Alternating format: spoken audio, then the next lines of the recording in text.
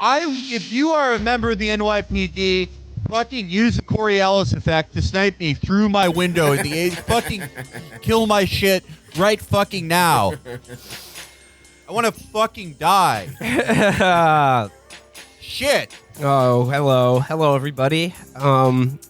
Maybe you're wishing you were dead as well. Maybe you want to be just bones in the cold ground, but so do we. We're here for you. I want to be one of those skeletons who dances with other skeletons. Yeah, I want to be like one of those skeletons that hooks up with Betty Boop.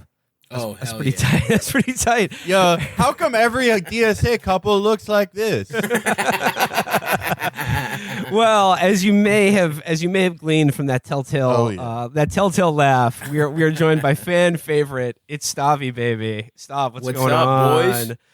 Thanks for having me. Stav, I had to get you back because for today's show, I wanted to take some time to answer some advice, like letters, and obviously not letters that we've solicited, but that have been already answered by Slate's "How to Do It" and "Dear Prudie" advice columns. We've done this before in the past, but like there's a sort of a new crop of quarantine related madness in people's relationships, and they need help. They need help, Sure. but they shouldn't get help from the people who write for Slate, who give terrible advice. That just always boil down to like maybe you should see a therapist, or like it's the boyfriend's fault. So we need a qualified. Which it never is. Just real quick, yeah. it's never the boyfriend's fault. So we wanted to have a qualified problem solver, Yes. and it's Stavi. And you've branched out a little bit recently into the sort of agony aunt advice column guy thing. That's right, Billy. I am an expert because I have over 5 Twitch shows that I've done where I have given people advice mostly about how to try and get pussy in quarantine. So I have a show every Friday at 6 o'clock on Twitch. Stavi Solves Your Problems. And then I put it up on YouTube too. And basically people just leave voicemails and I answer whatever problems they have. I use my expertise as a fat, bald, toothless man with roommates in his 30s. If you needed that perspective in your life, I'm here for you, bitch. So I can't wait. I don't know what the fuck Dear Prudence is. I don't know what the fuck. Isn't that I don't know what how to do it is. No, it's yeah. Stav, it's like an advice column where like 43-year-olds who just had their first newborn write into someone else who's also exactly like that. Okay, They're like, I see. They're like, I believe that my cousin has imposter syndrome from doing the Peace Corps, but he's trying to compensate for this by giving me too much advice on how to get my son, Thelonious Monk, then my white last name, into fucking Montessori preschool. How do I do this? How do I do this without ruining our trip to Denmark? I understand. I love that. Well, this is good because these people very rarely come into contact with a man such as myself. Oh, no. So I would love to take a blue-collar, pussy, desiring, pussy-getting perspective to these kinds of sexless questions. Well, stop. You you say that, but the first question, the first letter that I have that we're going to kick things off for is I would not say it's sexless. I mean, I wouldn't say it's sexless. There's definitely sex going on here, but it's a very. Let's just read the letter. Let's just dive into this. So this is Dear How to Do It. I'm a woman in my 50s. Until 3 years ago, I lived my life with a general aversion to illicit drugs and alcohol and a sex life that wasn't exciting, let alone enjoyable. 3 years ago, my ex-husband left me, and I began using illicit drugs recreationally as my life, quote, spiraled out of control, or so my family described it. I was nuts. I like missed book club. Yeah. My charcuterie plates were dog shit. It was a disaster. I did so much salvia, I forgot how goat cheese tasted. It would be so funny if this woman was doing K2. Yeah. I would love it if she was out there doing spice and crocodile, just getting fucked up, eating fucking homeless guys' asses and shit. I'm sure shit really was going crazy. She went from being like the vice president of a fucking small like accounting firm to just absolutely downhill, sucking people off in BP bathrooms. Unfortunately, yeah, it probably was just some lame shit. But Yeah, go no, ahead, Will, it's I'm just sorry. it's just like a spiraled out of control, or so my family described it. See, again, like if she had sought better advice, I'd be like, that's just called becoming cool. Being cool. Yeah, being That's cool. getting fucked. Yeah. That's awesome. Yeah. Getting stuffed for the first time in your life. So she goes, Yeah. although others were very judgmental of my behavior during that period, I personally found it incredibly liberating. I was able to safely discover things about myself that were important to me, and I really valued having the sense of freedom that came with it, particularly when it came to sexual expressiveness. During that time, I discovered aspects of my sexuality and fantasies I hadn't previously recognized. A few months ago, I started a more stable relationship with a man, Boris, who was understanding of my past and supportive. Respecting that Boris seemed disinclined towards my safe drug and alcohol use, I stopped that behavior. However, secretly, I've continued to long for my past alcohol and drug use because of the sexual liberation it gave me. And secretly, I've started indulging in one of my fantasies. I keep Boris's ejaculate in my mouth, discreetly spit it into a kitchen glass. Then, usually the next morning, I use the dehydrator and spice grinder to dry and grind his semen into a fine powder. I later ingest the semen dust using a straw to snort it. I realized this is strange, but I was What the fuck? Holy shit! Sorry, fuck. What? Oh, Okay, finish, Will. Oh Okay. my god! She's like fucking Tony Montana at the end of Scarface, but with a pile of cum dust on her desk. I fucking love her. okay. I hate her, holy dude. Yeah, no, shit. I'm gonna pause real quick, and I'm just saying, like, first advice right off the bat: it's always better to smoke cum rock than snort cum dust. You don't want to be, Everybody knows that. like Felix says, you don't want to be the Tony Montana of cum. You want to be the Alfred Molina at the end of Boogie Nights of cum.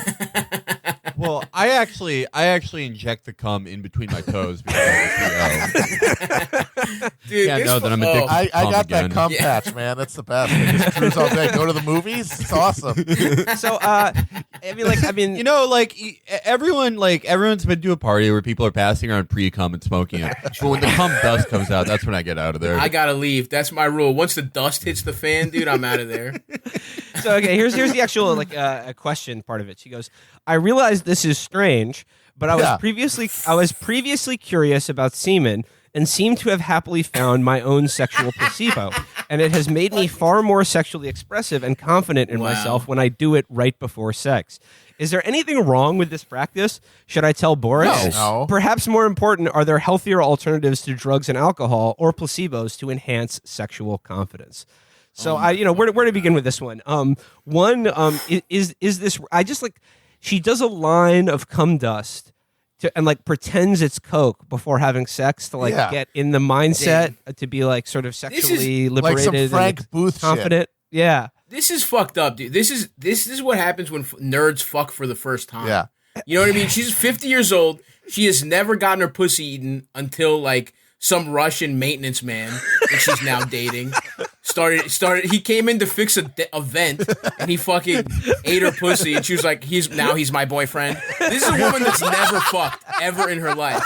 Also, do you understand how fucking what a nerd move this is? This bitch found. She has the soylent of fucking.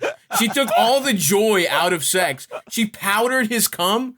It was in your mouth. You had it. You had cum in your mouth. What are you putting it up your fucking nose for? You got the cool part of cum. That's how you get it. You don't fucking...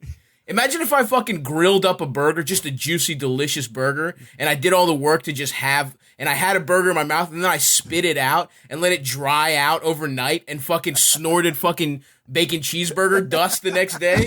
That's someone who doesn't. If you love cum, enjoy you did all the work, you dumb bitch. Eat it at the time. I don't know what the fuck to tell you.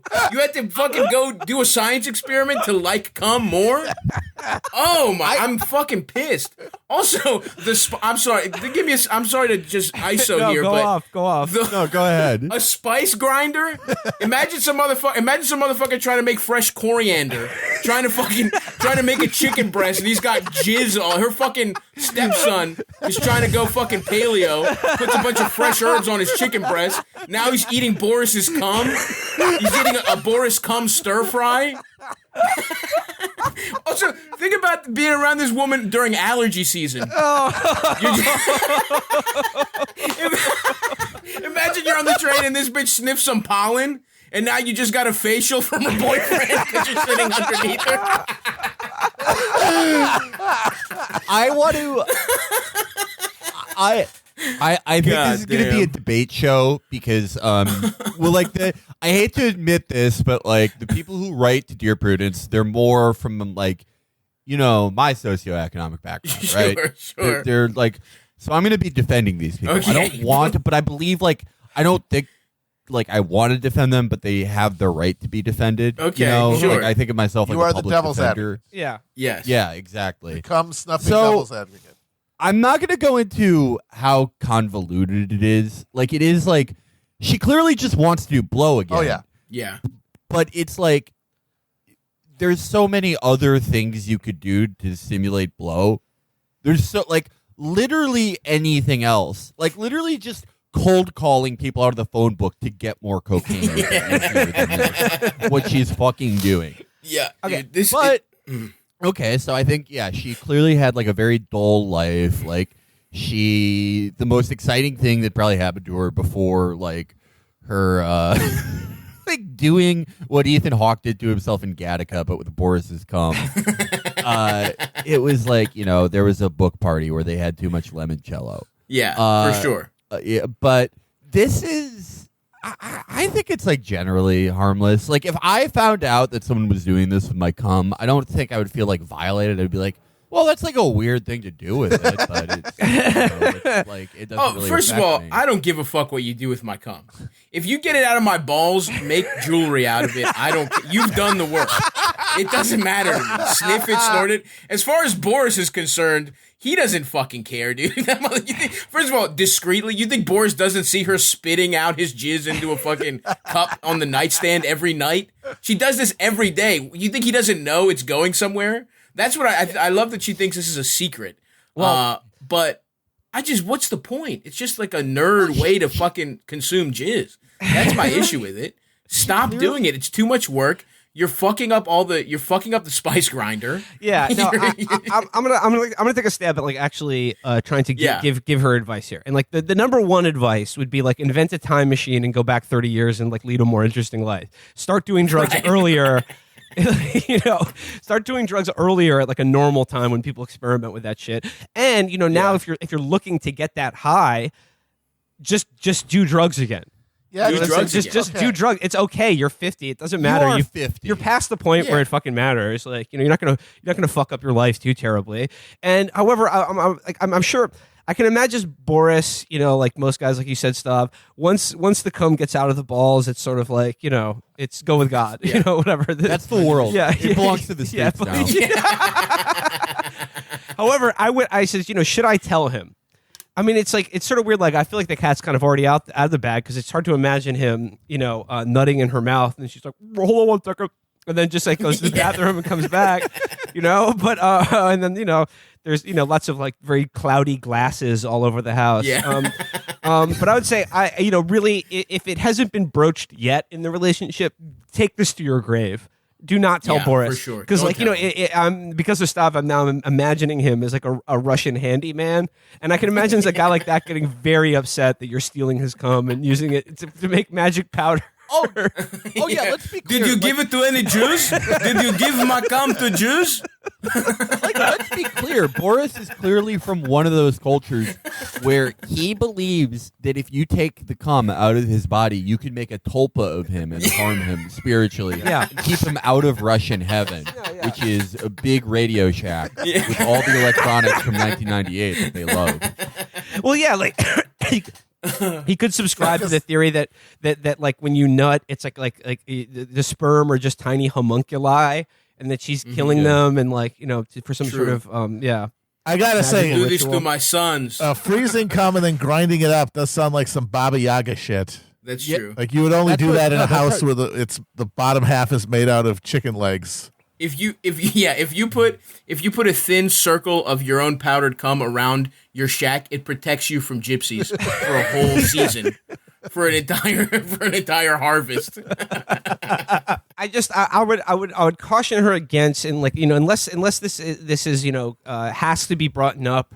I would caution against bringing it up because like you could get into a bigger argument about the creation of some sort of sperm golem, and Sure. and I just think like, look, if he's not bothered by it and you can do it like semi-privately, like, look, it's weird, it is strange, but it's not like I would not tell this woman to cease and desist immediately. If this is what makes her happy, I would just suggest that you just go back to doing cocaine or ketamine or something. For sure. And here's where I'll say, if you must powder and consume the cum, why up your nose? Like, it's not good for you. Boof it. Put it up your ass if you're going to do anything. And for the love of God, buy another spice grinder. You have to have one for cum. That is the one piece of advice I have to stress. Buy a second one for cum so you can have fucking barbecues without everybody tasting your boyfriend's cum.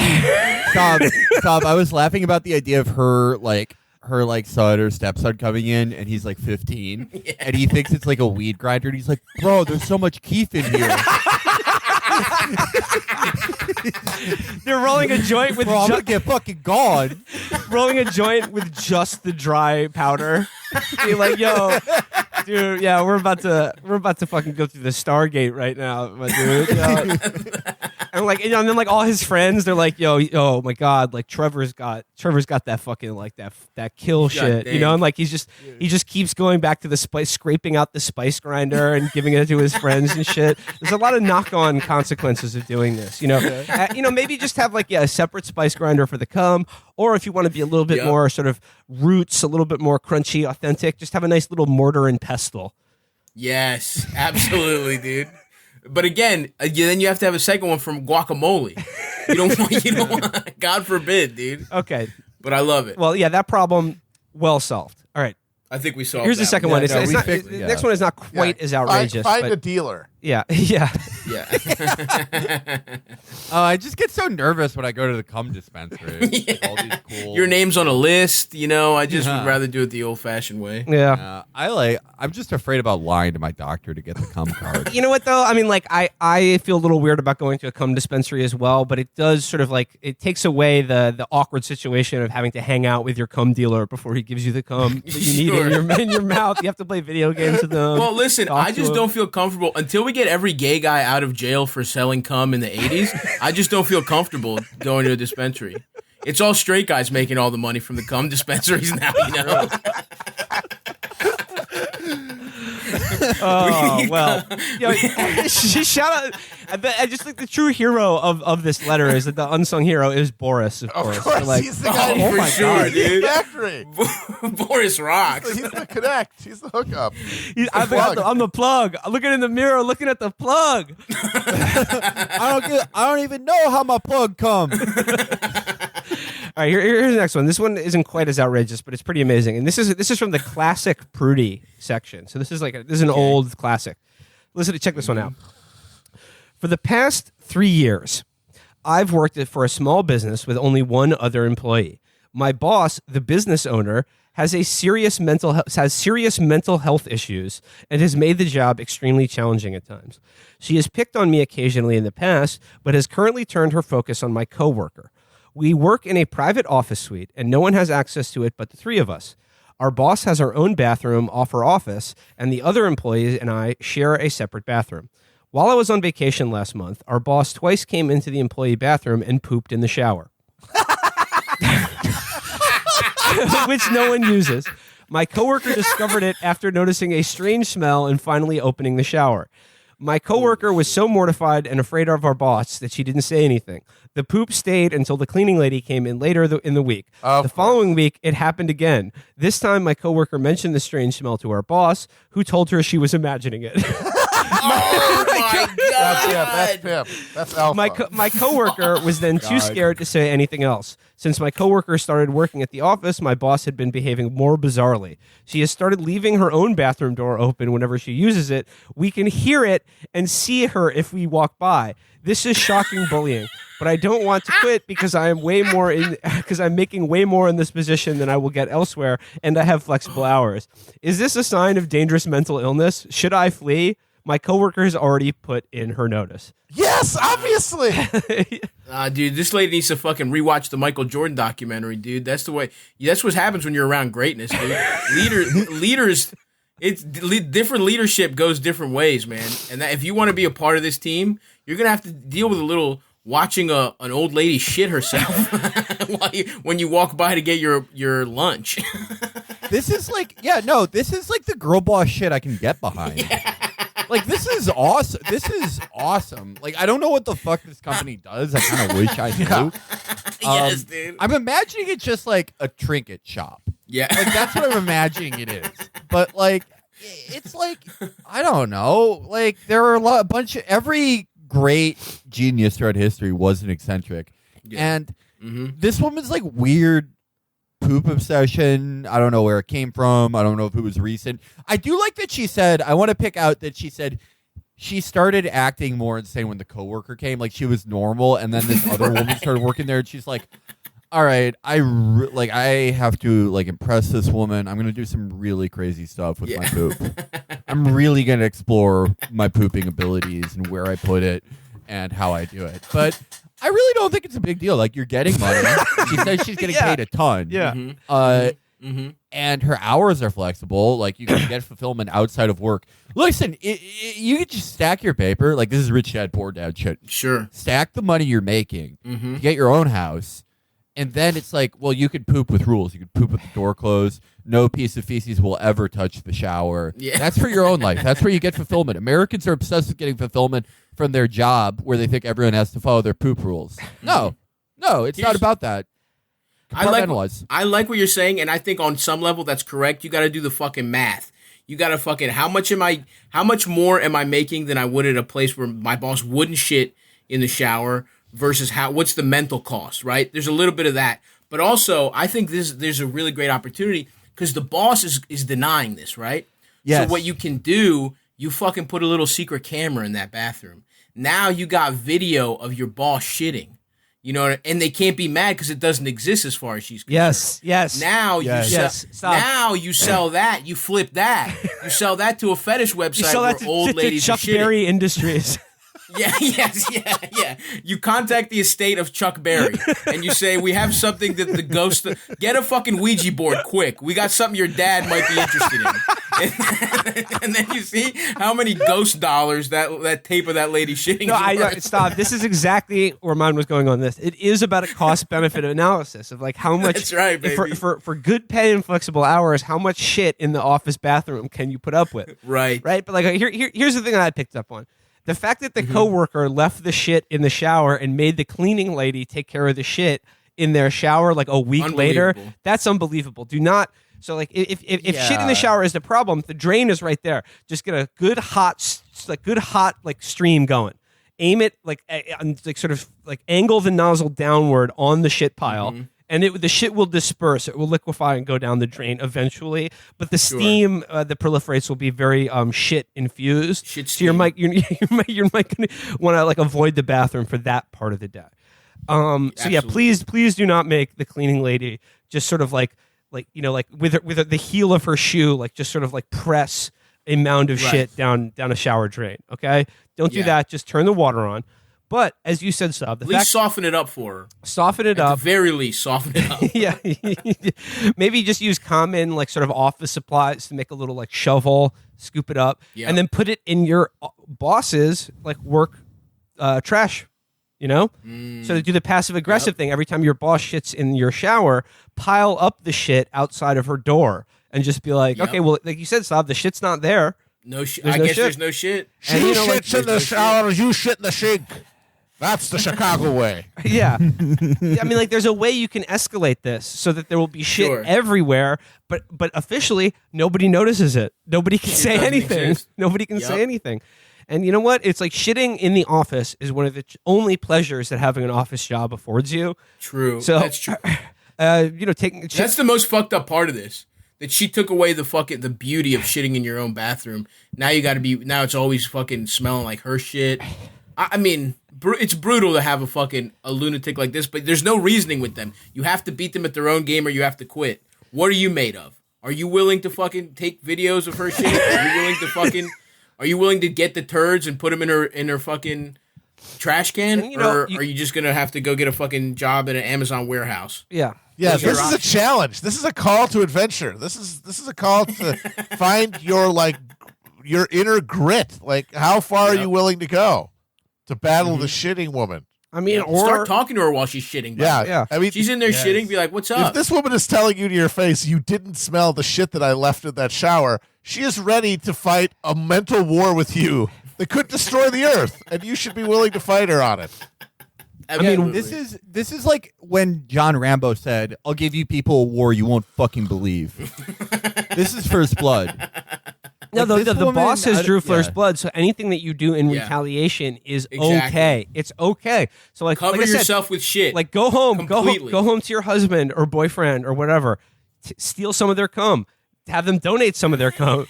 Freeze it, dehydrate it, grind it up into powder, and then give it to right. your boss as like, oh, here's some new. This is a new work drug that'll help you. Here's a salve for Yeah, you. yeah, exactly.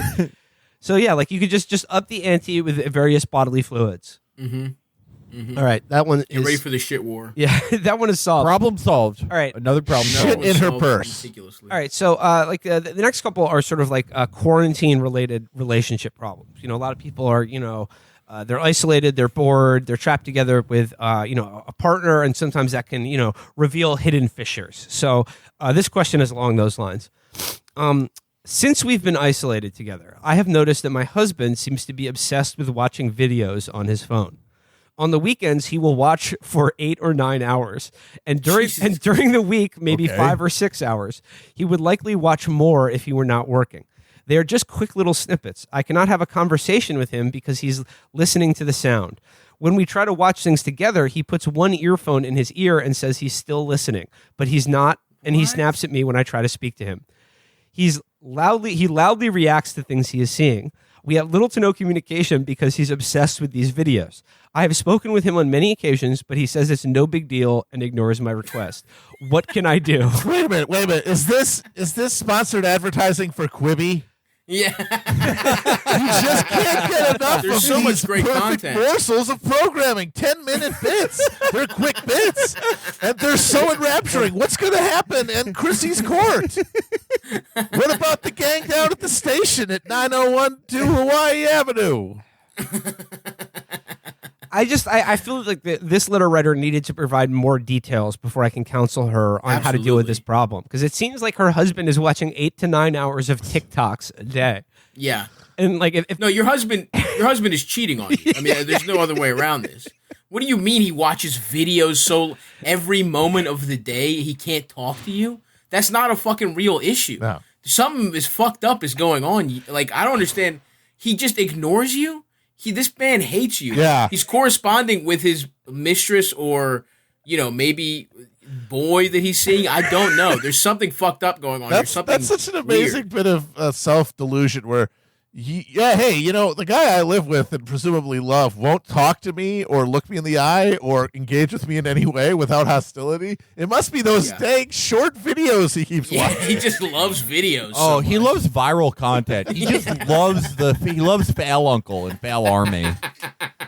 Well, Phil It's Army like is he great, would yeah. he would be listening to me and he would be my perfect partner if it wasn't for Fal. If it wasn't, Yeah. if we were, I don't know, if our anniversary hadn't fallen on Fail Friday, I think we actually could have gotten somewhere.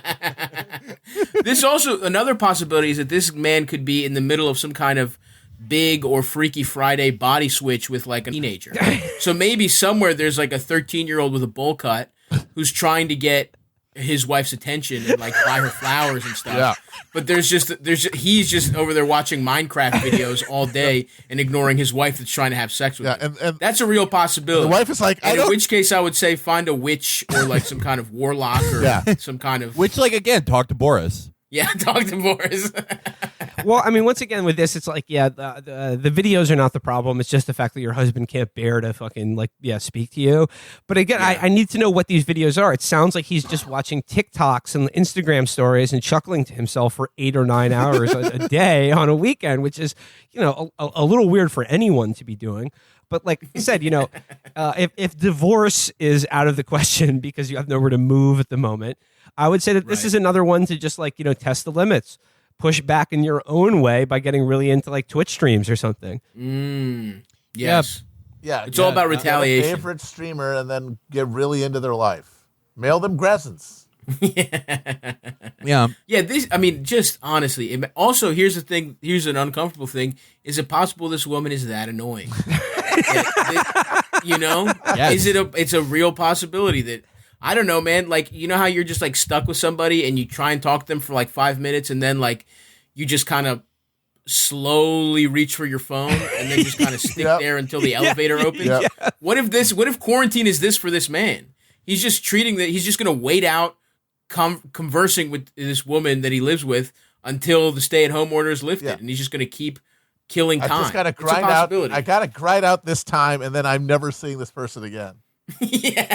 That's what it sounds like. It sounds like... Which is respect to that move. Thinking you could just wait out 4 months potentially. I'm just like it's an elephant. Stop. I'm waiting out 4 months, 9 seconds at a time on my phone. Yeah. There's another possibility though. Will, you said TikToks, right? Yeah.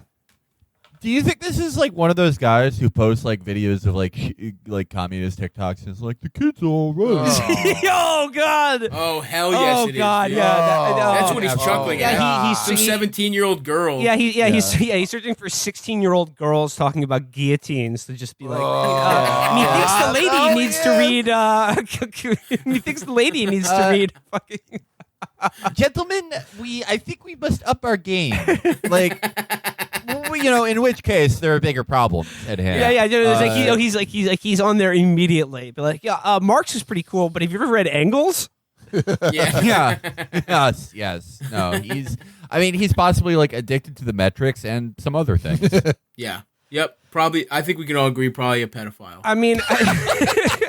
I think your options are pedophile or hates you, and the answer for which both one's better both of the people in this relationship is to get out of this relationship. Yeah, no, it's over. This is beyond. Yeah, that is not a salvageable situation. Do they is there any more info? Do they smash still? What? No, is that's she like it. About that's him? Well, no, he's too busy watching IG stories. This guy's just like slowly giving her some like very mediocre missionary pipe, and you just hear like, if you're watching Fail Army videos, remember turn on notifications. She has the phone over her head, like. Dude, one time he's catching back shots, just watching like teens point at things set to music. Yeah, one of those meme videos that has a paragraph of writing. Yeah, in exactly. It.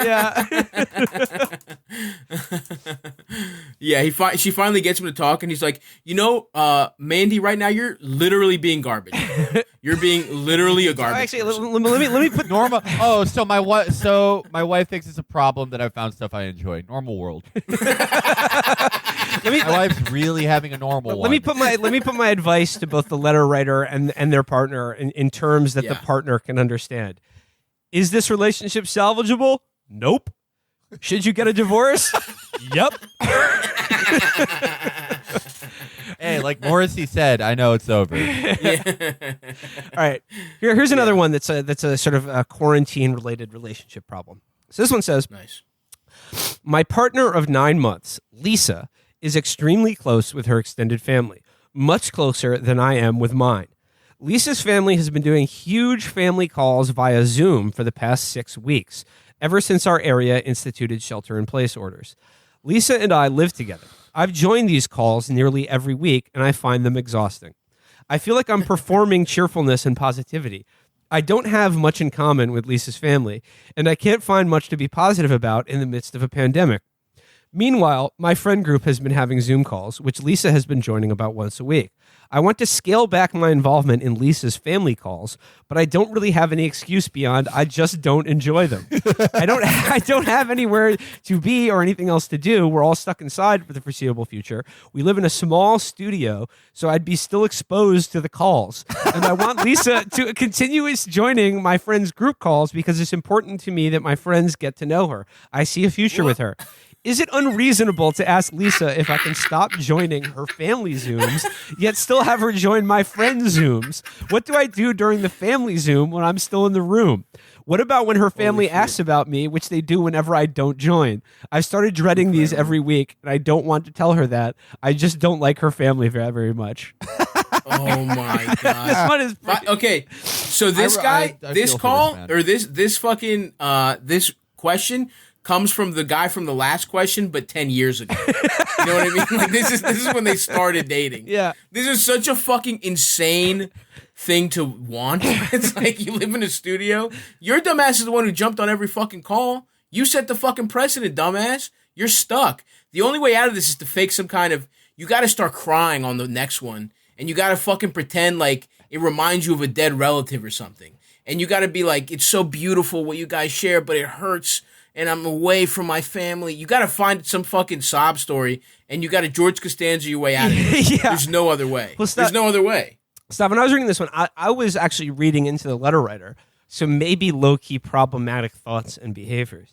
Because when she said, like, you know, Lisa is very into her family and an extended family, and they have big raucous Zoom calls, I was thinking that it was a big fat Greek family, and then it was some sort of like ethnic, like very tightly knit, like ethnic extended family, and then like, you know, Brad or whoever, some boring zero who gets on the call and just has nothing to say. He can't exude enthusiasm and lust for life, of course, because that's been beaten out of him as a presumably a WASP or some sort of Protestant. Yeah, gringo. Exactly.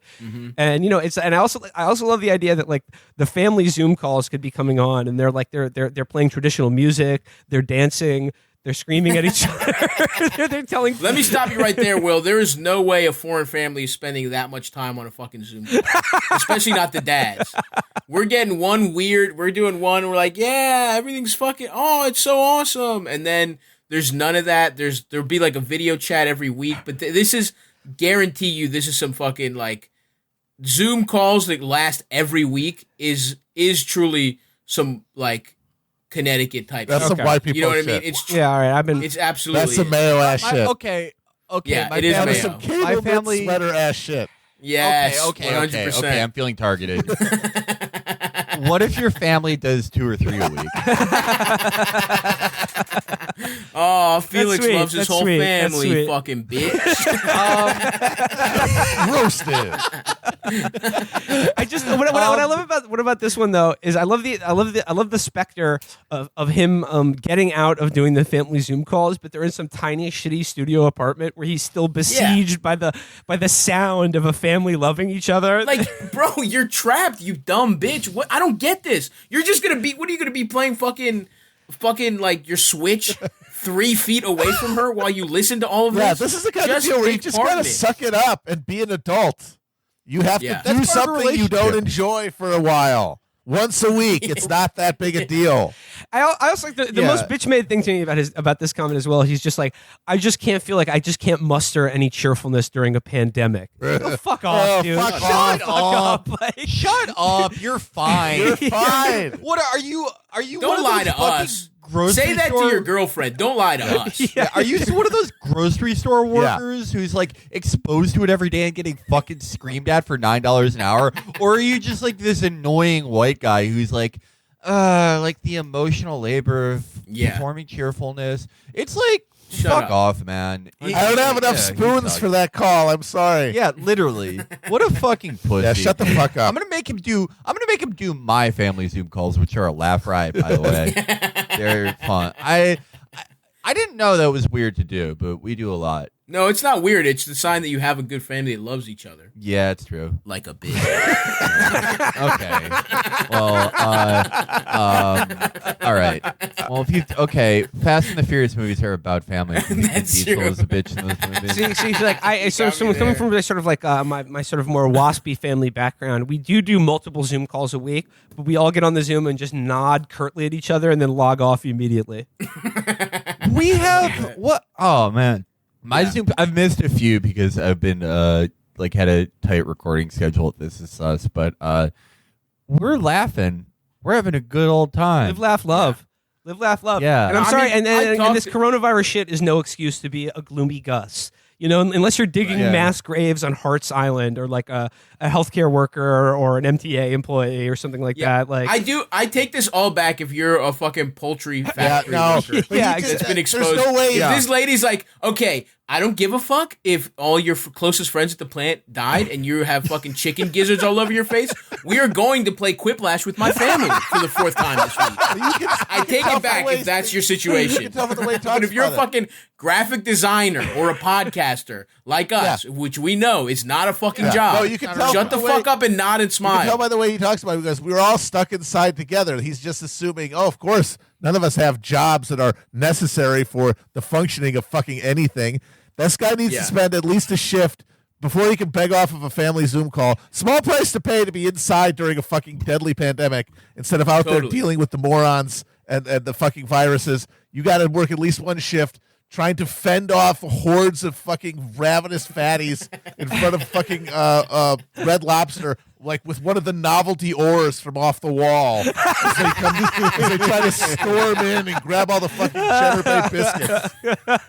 This guy is like, he just has one of those nondescript office jobs, and he's treating himself like that scene in American Sniper where Chris Kyle goes backstage and his wife calls him, and she's like, "Where are you? Are you home?" And he's like, "Yeah, I just needed a minute." That's him for like making graphics for, I don't know, fucking Viacom or some shit.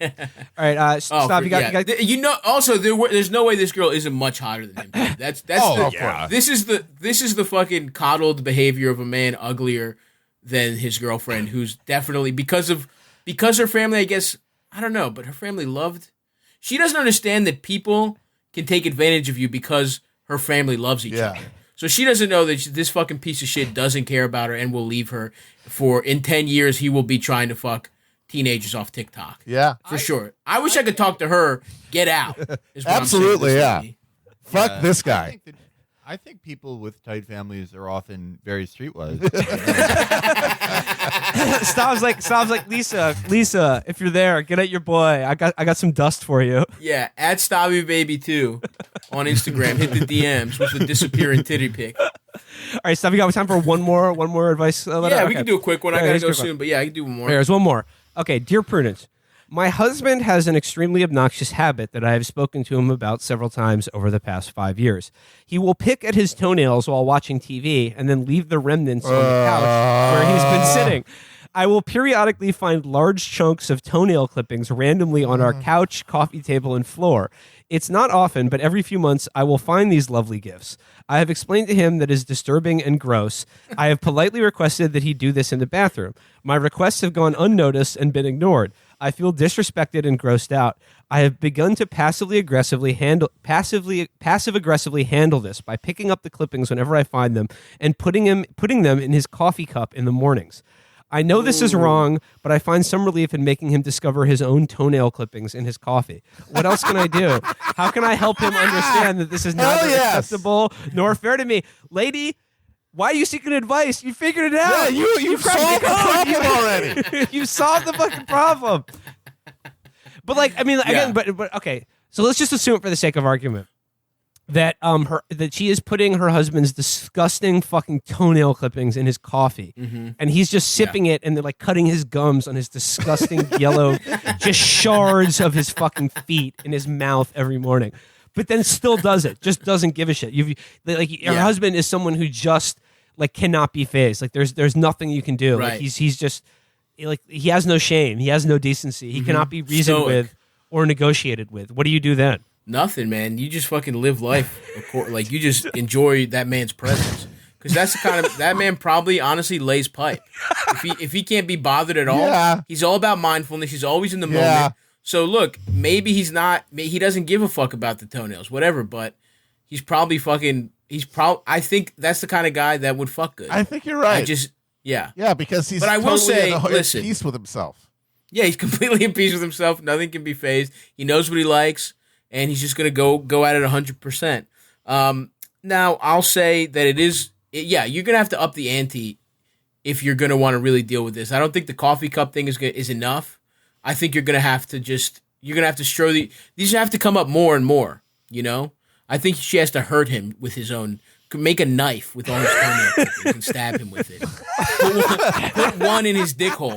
Maybe that's what it is. Oh, That's the ultimate. Oh God, yeah. You have to slowly start ratcheting it up. Yes. But I mean, listen, I'm somebody that will often leave a sock or two around. I like to fucking. You just have to. Maybe he's a forgetful guy. Let's play devil's advocate here. But one toenail in the dick hole, it's all over. I promise you. You're pussyfooting around with this thing. Yeah, once again, we have another letter from somebody where somebody in their life is basically inviting them to a battle of wills, and they're just not even picking up the signals. It's like, this is mind combat. Get to work. Get to, mount up for battle. I know. Or invest in a spice grinder.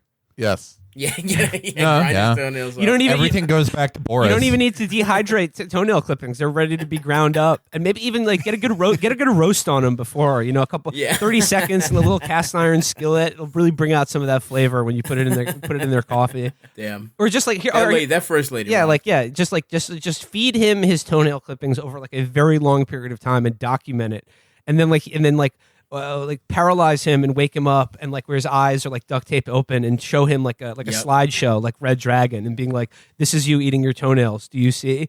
These are toenail dust going in your pee hole. Yeah. Do you see?" Or like do what they did in Oz and sort of have shards of toenail in his food until it cuts up his internal organs and kills him. Yes, like they did to that guy in Oz. A lot of good stuff, and also don't be afraid to look outside the box. It doesn't all have to be toenail. Related, you could cheat on him. If he gets bad enough. Yeah, exactly. Find one of his enemies and jack him off. Yeah, exactly. Start leaving other men's toenail clippings around the house and see if he notices. Yeah, he's like, wait a second, these don't look like my toenails. A guy like this, by the way, like this guy is an alpha. He definitely has enemies. You have enemies if you stand for something in your life. This guy does. Yes. He has enemies. So, yeah. Yep, fuck those guys and clip their toenails. That'll show them. Well, Stav, thank you very much for stopping by. I think we've solved all these people's problems. I think we've added like a perspective that is sorely lacking from the entire advice-giving genre, which is always women giving advice to other women and telling them that men are wrong. But like when we say the guys are wrong, like you can take that to the bank because it's credible. But 100%. This is we're not biased. Yeah, we're non-biased. We're just four handsome, young, money and pussy getters. That's so true. And couldn't have been put a better way. And listen, if you're listening at home and you want more of my personal wisdom without the fellas, please check out Stavy Solves Your Problems. I put it up on YouTube every Monday or Tuesday. We're still trying to figure that out, but it goes live every Friday, 6 o'clock on Twitch, twitch.tv/StavyBaby. And this week, we actually have a very interesting perspective. We have my good pal Ian Fidance will be the guest. Excellent. So, that'll be Ian has led one of the most interesting lives of all time. Ian is half of the letter writers to Dear Prudence, actually. No, I have watched, and Stav, you've gotten your listeners you've sourced some very good questions that The show is great. It's a true change of pace. I really love it. Thanks, man. Appreciate it. Thank you, boys. Unfortunately, I do have to fucking take off, but I have to go. I have to do my basketball pod. All right. But it's hilarious. I feel like I work more during quarantine. I'm doing like 3 times as much podcasts. Yeah, it keeps the brain off everything else. Yeah. Well, always a joy, Stavy baby. Please come back sometime soon. Thanks for having me. All right. Yes. All right. We'll be back in a second.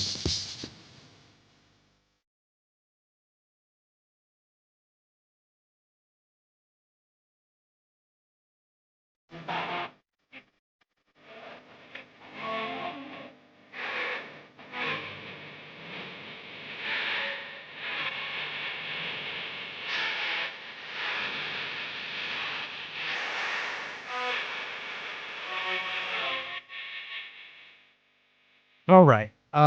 We are back, and we've traded Stav for an Amber. Hello. Amber's back, and for the second half of the show, obviously this is a time of year that would normally be all about the grads.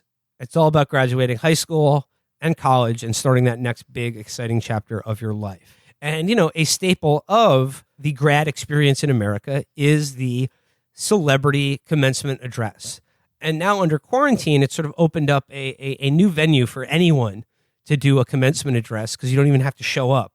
You can just record a message that is played to high schoolers. And like, this is your, like it's sort of a way to infer a certain credibility and charm to yourself as a politician that you wouldn't otherwise get the chance to flex, really. And I saw one this week that I wanted to share for a couple reasons. This is Nebraska Senator Ben Sass.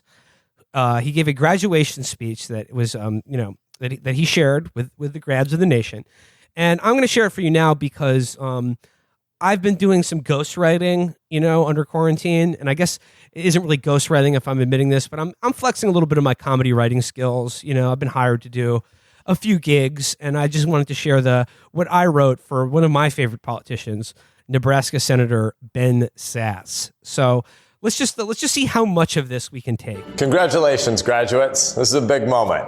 Not on graduating high school, but on making the journey down the stairs from your bedroom to the living room and putting on something slightly more formal than sweatpants. Your grandparents are proud of you. We're all proud of you. It took a lot of effort. We want to recognize your sacrifice. Congratulations, parents, teachers, and coaches. Not that there's really any meaningful distinction among those categories anymore at this point.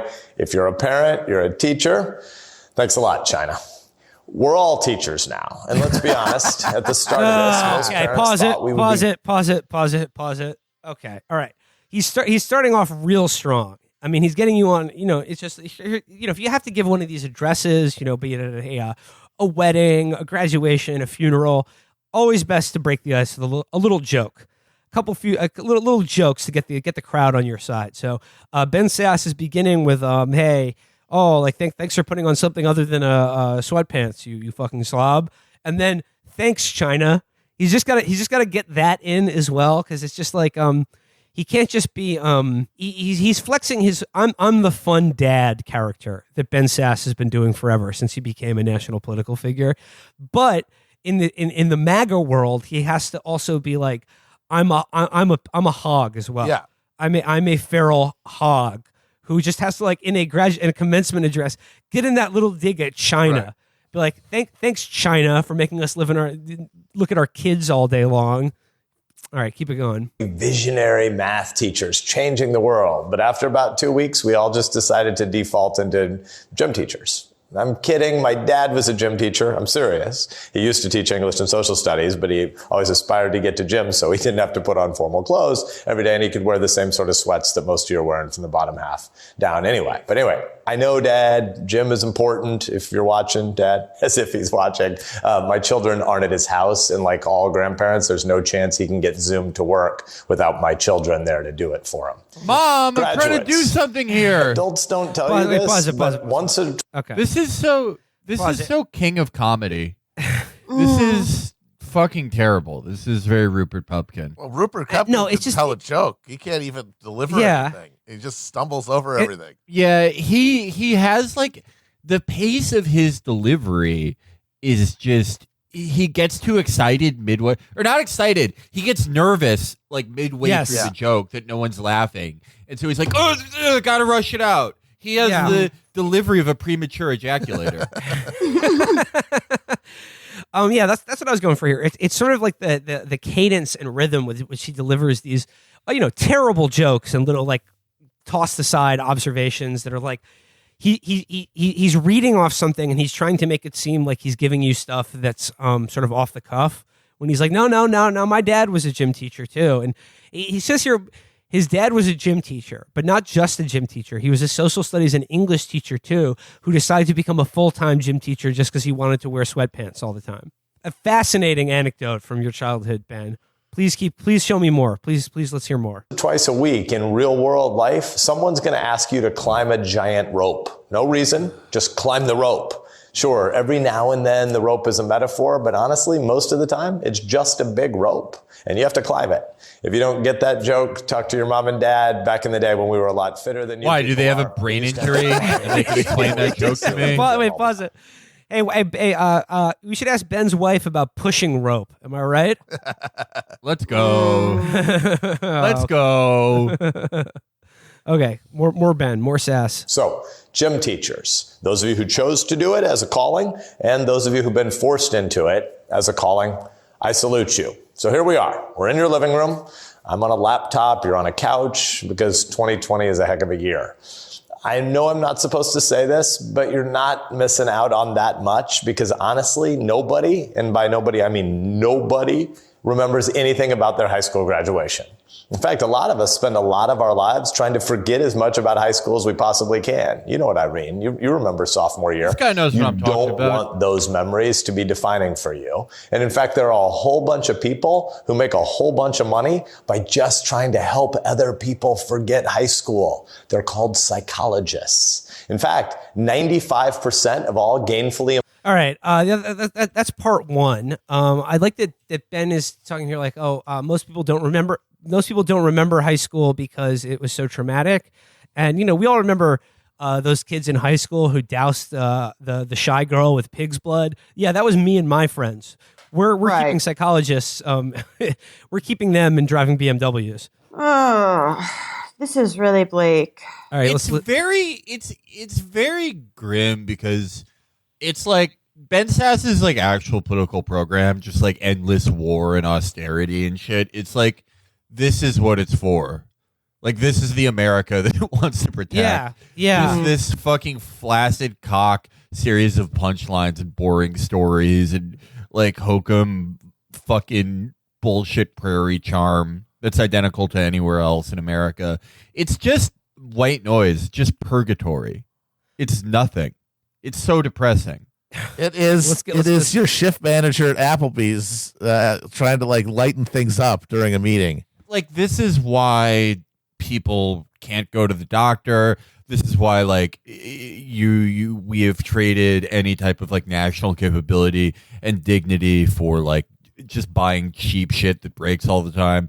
This is why everyone just wants to kill themselves because their job and has to work well past the time that they should. It's for like this culture. It's really awful. No, this is awful. It's so guys like Ben Sass can like get a little bit goofy, and by that I mean roll up the sleeves on their Oxford shirt and just have a dumb, vacuous smile as they shit out these just like the worst attempts at humor probably ever done by a human being. Yeah, that. That's he's my least favorite type of conservative, the wedding crashers conservative, because it's like if you look at their actual worldview, it's as insane or apocalyptic as like Trump or Bush or anyone.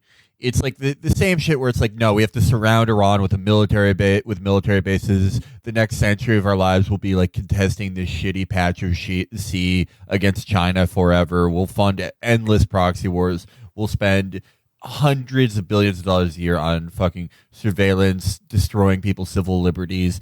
We won't do anything for the precarity that people live in. Every moment of people's lives will be just fucking fraud anxiety because we want it that way. Like, hey, this is just the world we live in. But their cultural affect is like a fat guy, like looking at a picture of a fat guy in a Speedo and going, that's just wrong.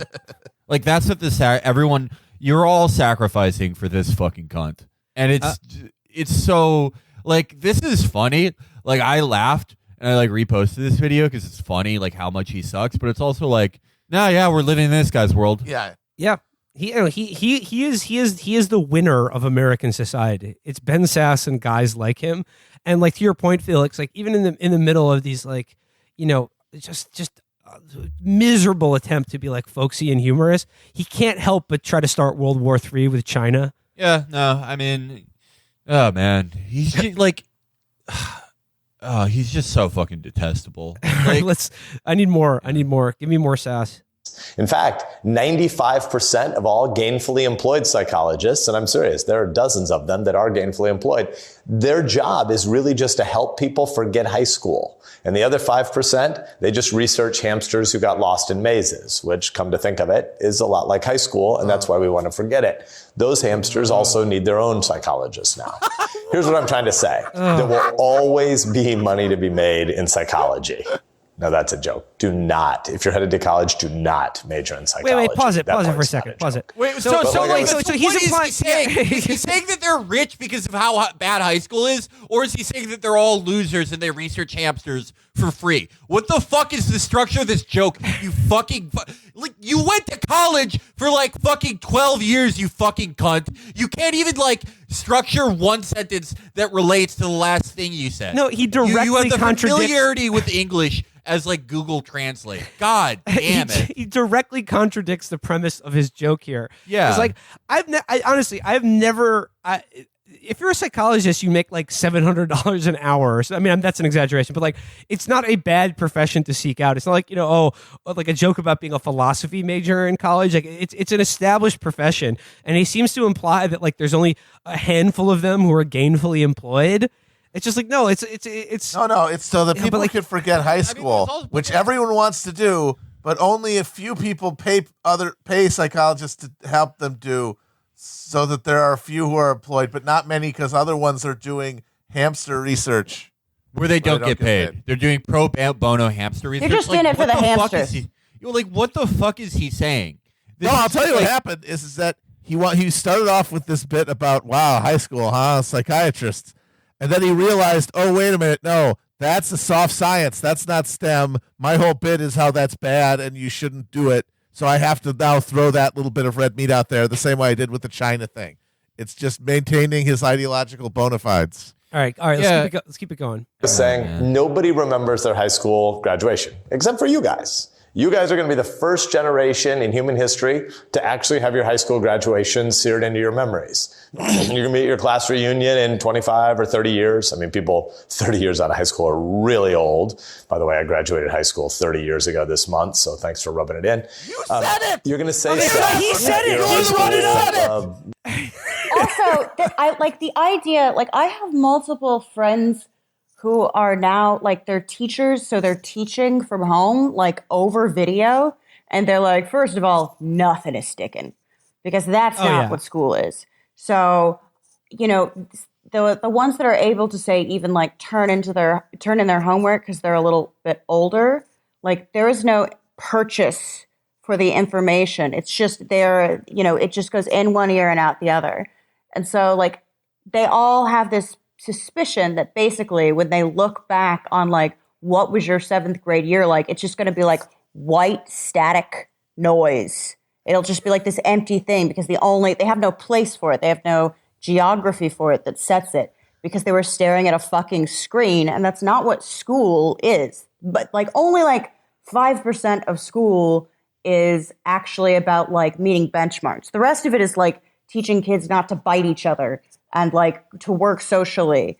And the idea that he thinks that this is going to be more memorable than having to actually like sit in a room full of other people where you're all wearing really stupid gowns and, at least one person is naked under theirs, an actual like event in a place. Like he's like, this is actually more not. It's like, no, they're going to look back on this and it's just going to be, their memory will be white television static. Yeah, here's another there's two completely contradictory premises that he's done just in the last 10 seconds.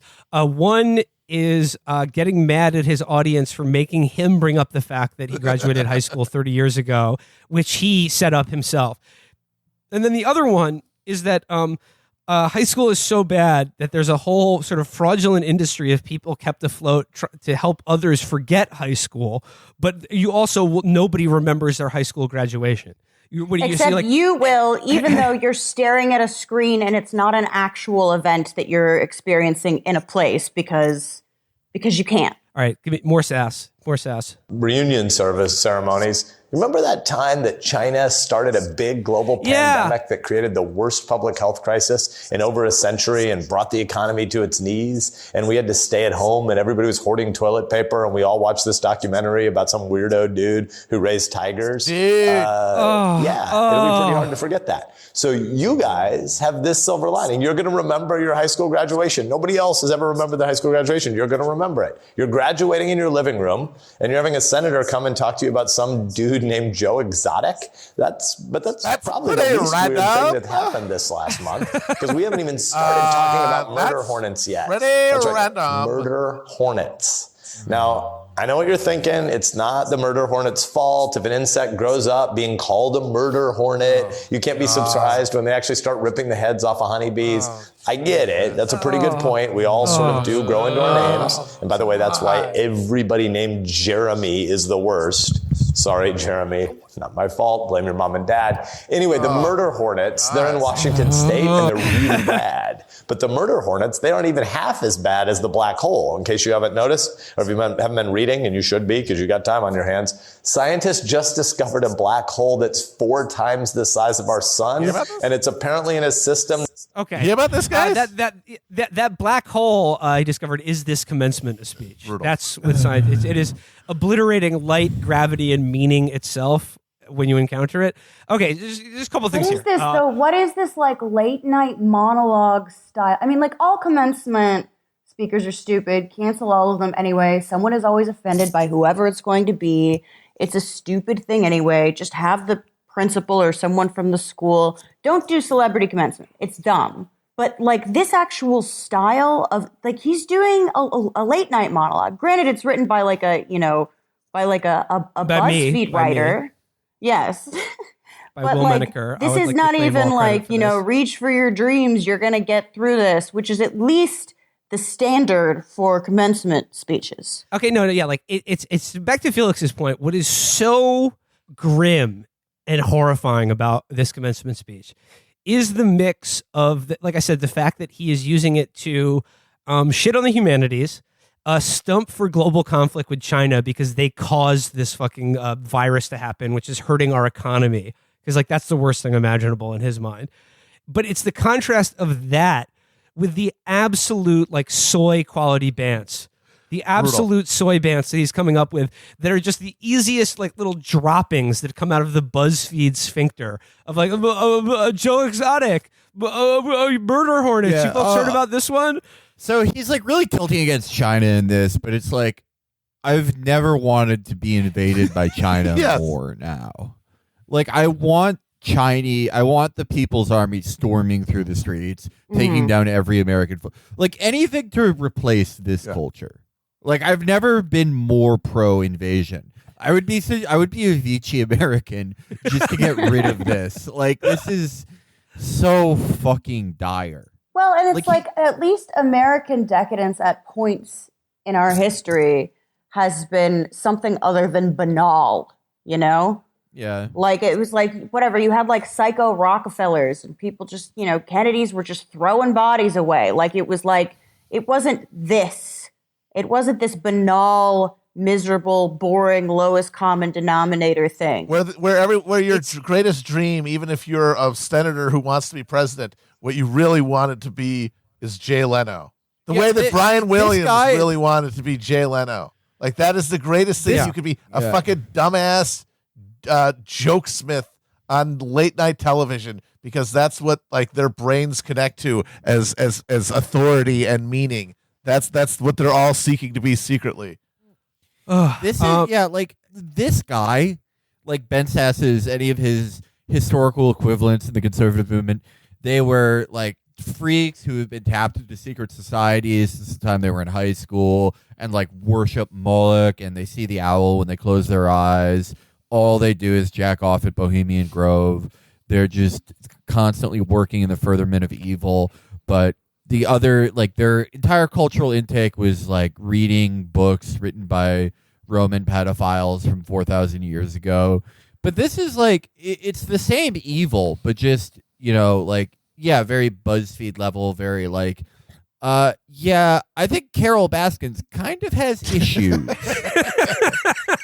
And it's like more insulting because it shows that like these people are putting way less effort into it than they used to.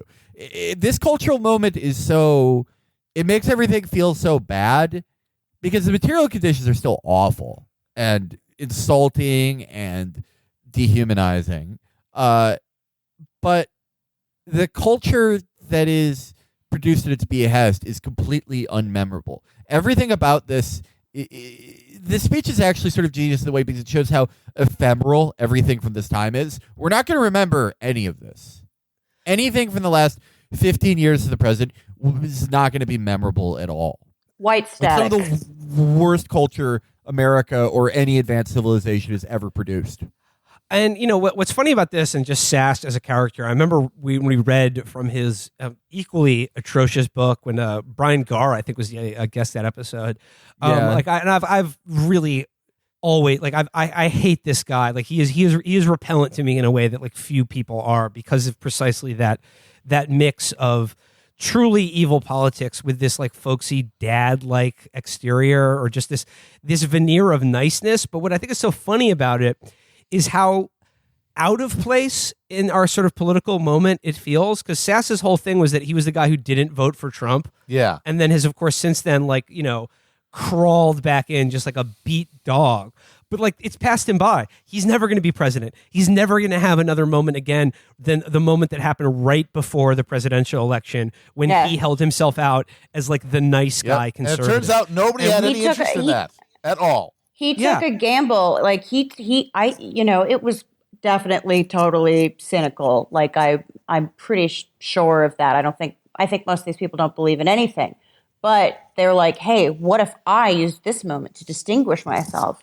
And then teacher, notice me because I'll be the guy that did the precocious thing of breaking with the party, and they will admire my individuality and my resourcefulness and my creativity. And it's like, no, you idiot. Like the entire efficacy of the Republican Party is based on the fact that they actually do have something called party discipline. Yeah, and also like his attempts to be wacky and personable are just, like I said, it's so sweaty. And it's very clammy. Trump, he can land a zinger. Like, he has an effortless call. He has the timing to pull one off, and he can do it off the top of his head too, in a way that's like not obviously scripted. And in fact, most of the time isn't scripted, and that's kind of his genius. But like, here's what we were saying. We were talking about this earlier about like how there's a moment when like Sass was going to be like the next big thing, and then since then it's like the next big thing is going to be like Tom Cotton or Josh Hawley or those guys.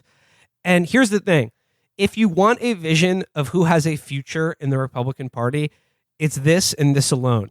If their heads were digitally added to the crowd scene from the Independence Day speech that Trump has just superimposed his own head on, if they're in the crowd watching Trump give Bill Pullman's speech from Independence Day, that you got a future. Yes. If you're not in that crowd, you're on the outside looking in, and you will never get another you're a pencil little taste of that dork. cherry.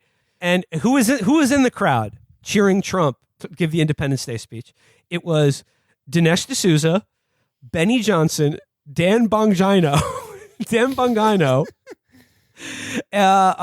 Don Jr., Matty Gatz, and like who? Do you remember anyone else from that video? But it was that tier of fucking clown car. Yeah, just that's who they trust. That's the absolute dumbest shitheads imaginable, and crucially, who are all in their public personas enormous pricks. Yeah.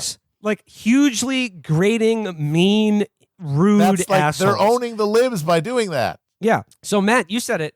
Don Jr. has way more shot of being the next Republican president than Ben Sass or Tom Cotton or Josh Hawley. Because like for a while I was like, ooh, Cotton and Hawley, like they've seen the turn into this kind of like blood and soil nationalism, and they're gonna like give you like the smart version of like authoritarian nationalism that Trump's too lazy and dumb to pull off. But I'm sort of like relieved in knowing the fact that like the huge hurdle for both of those guys is that they're incredibly unappealing dorks. They're fucking nerds. Yeah. No, the future, you can't be Trump if you're not swaggy. You have to be swaggy. I'm looking at that video right now, and I'm pretty sure Carpe Donktum is on here.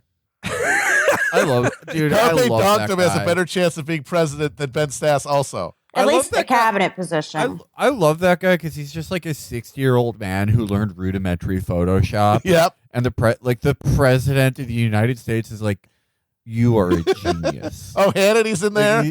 Yeah, Handy. I mean, Yeah, to be no. fair though, Felix, like I am always a little bit proud when like a senior citizen learns to text or something. You know, It's cool. It's cool. Like, good for you, buddy. I wish he had better political beliefs, but it's like funny that he's doing it. Yeah, but like I feel like Howley and Cotton, they're sort of like how liberals and lefties would view them, how conservatives would view Elizabeth Warren, where it was like they feared her because of some of her regulatory designs and stuff, but didn't understand that like she didn't even really appeal to voters on the other side. Mm-hmm. It's like Howley and Cotton, if they tried to run in the primary, it would be a Warren-esque campaign where a lot of conservative media would be like, don't you see how great this is? You love this. You love this. You love this. It's just no one's feeling them. It's like, sure, Because they don't have swag. Yeah. yeah, blood and soil, blah, blah, blah. You look at these fucking dorks. Yeah. You need like the dumbest man who's ever Yeah. lived. You need a just Matty being Gatz. bitch. Yeah. No, Matty Gatz is stupid enough to be president. Absolutely. That's like why Joe Biden can be president is because he's a moron. Don Jr. as you know, well. Idiot. And if Matty Gatz gave one of these sort of That would be awesome. Zoom commencement addresses, even though he couldn't see any of the kids, he would make a point to like point out the kid with weird hair. Or It something would like just be that. all entourage quotes. It would be awesome. It would be like pure nihilistic cruelty. And then like, just a joke about his DUIs and shit. Like, yeah, that's the future. Yeah, no, he'd have a joke about like, sorry, he'd have a joke about how, hey, some of you kids are going to college. Take my advice: if you kill your roommate, make sure your dad is a sheriff in Broward County. You know who's like going to be the next Republican president? It's going to be a guy who got elected to the state legislature because he got his driver's license taken away for having too many DUIs and came in there to change that law.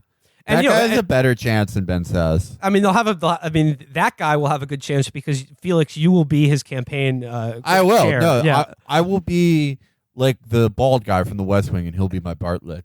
All right, let's just hear the last segment. Just one more segment of the commencement speech. We made it this far. The only way out is through. Roll that System fast. that's visible to the naked eye. Scientists are now going to classify it as a major, major bummer.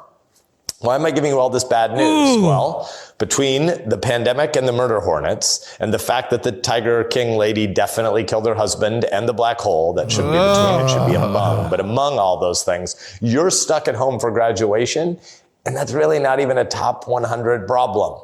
But I get it. This isn't the way you wanted today to go down. And, all joking aside, you are graduating in the midst of two crises. We've got a public health crisis, which is real, and many of us know people who've been suffering because of it for the health reasons. And we've got an economic crisis on our hands, and all of us are going to be navigating that. You're entering the world. You're moving from basically the end of childhood to the start of adulthood at a time when the economy has some pretty ugly prognostication coming. It's hit our state hard. It's probably hit your family. It's hit our whole country. And nobody knows exactly how we're going to beat this thing. But you know what? We're Americans, we're Nebraskans, we've got grit, and we're gonna beat this thing. We will bring the economy back. We are gonna beat the virus. We've got 5 different American pharmaceutical companies doing amazing research to develop a vaccine. We're gonna have to have a serious reckoning with the thugs in China who let this mess spiral out of control by lying about it. Your generation, I'm calling. You're gonna have to deal with the consequences of all this, and you're entering adulthood during an incredibly disruptive time. But you know what that means? It means the fact that you're going to need grit and determination and resilience isn't just euphemism. It isn't just rhetoric. It's reality. And here's the good news. You all have the potential to have grit and resilience and determination and to get through this. That's actually what your late night study sessions and your early morning practices gave you. That's what they were about. That's what your parents and teachers tried to instill in you. And that's what makes our state great. And that's what's going to pull us through this thing. You're going to pull us through this thing. You're commencing today. What does commencement mean? It's the end of your high school, but we call it commencement, which means beginning. Why? Because it's the beginning of the set of callings you have from here. You're going to do it. You're going to get it done. We're going to be proud of you again, and we're proud of you today. Your families. Wait for it. Oh, yeah. No, at the end, he does say "get her done." I don't know if we want to go that far. Is there a part I think I will find a gun. You know what makes you Show me that. You know what makes you like tough and gives you grit and gives you resilience? homework. Yeah. Oh my God.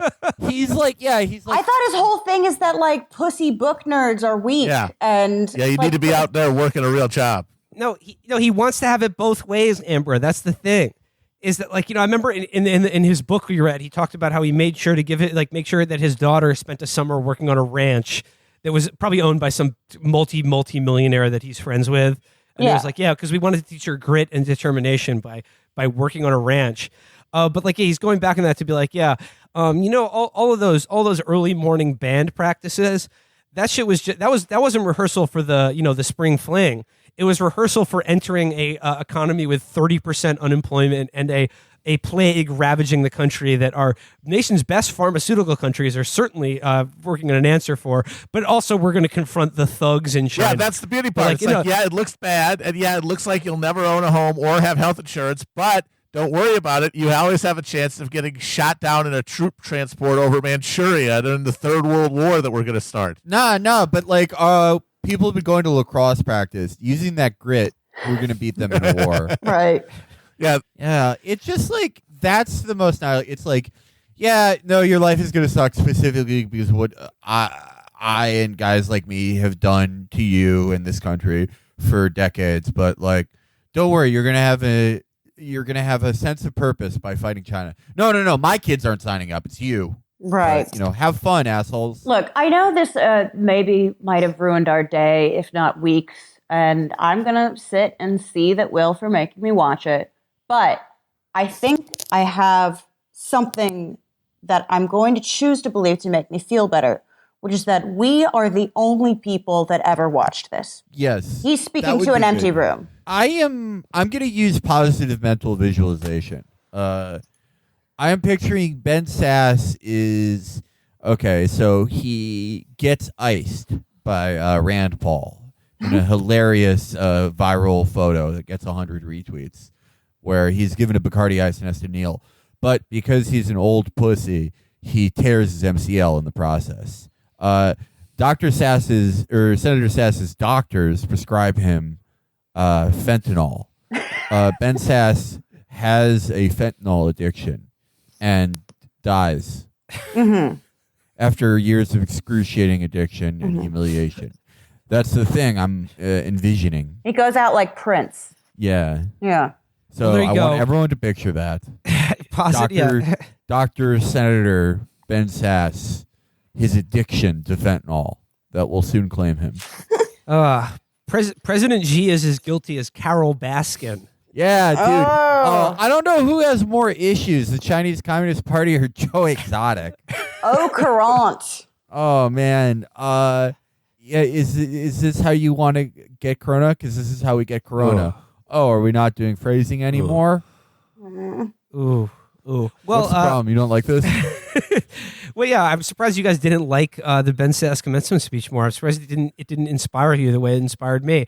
I mean, well, look, you wrote just some good shit for it. I mean, you just look, didn't deliver it very well. He didn't deliver it very good, and like this is my first crack at it. Like, don't judge me on this outlet. It's a hard gig to write for.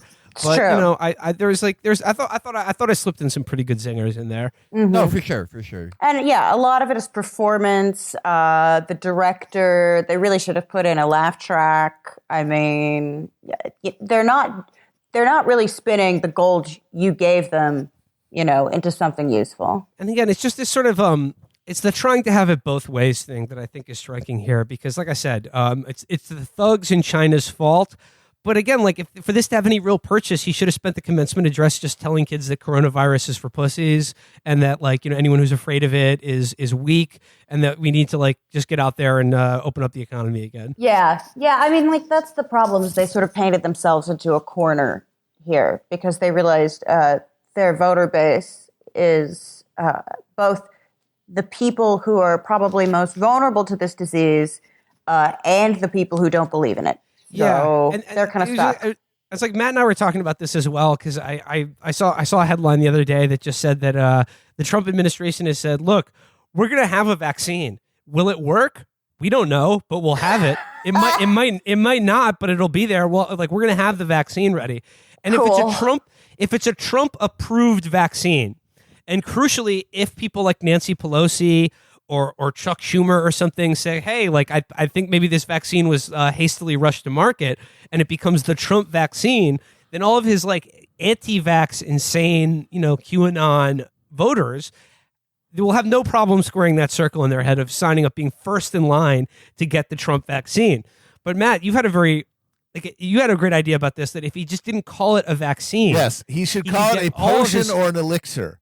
And if he did that, it would be no problem. No one would get mad, and everyone would take it. And you'd get rid of all the problems. You've got a point. So there we go. Inspirational words for the graduating class of 2020. Yes, lacrosse practice and homework has prepared you to enter an economy with 30% unemployment, and Mimon Pep being, chucked in a ditch by guys in hazmat suits. So thanks for enduring that with me. Like I said, we'll do a little writer's workshop a little bit later when I'm working on a few bits right now for Mitch McConnell and some other people. But there's someone with better delivery. Yeah. Yeah. I mean, I'm just glad you're getting work, buddy. Yeah. It's like it's important in quarantine. I'm using this opportunity to like branch out, try some other venues for my comedy stylings. Well, guys, until next time, let's leave you there. Bye. Bye.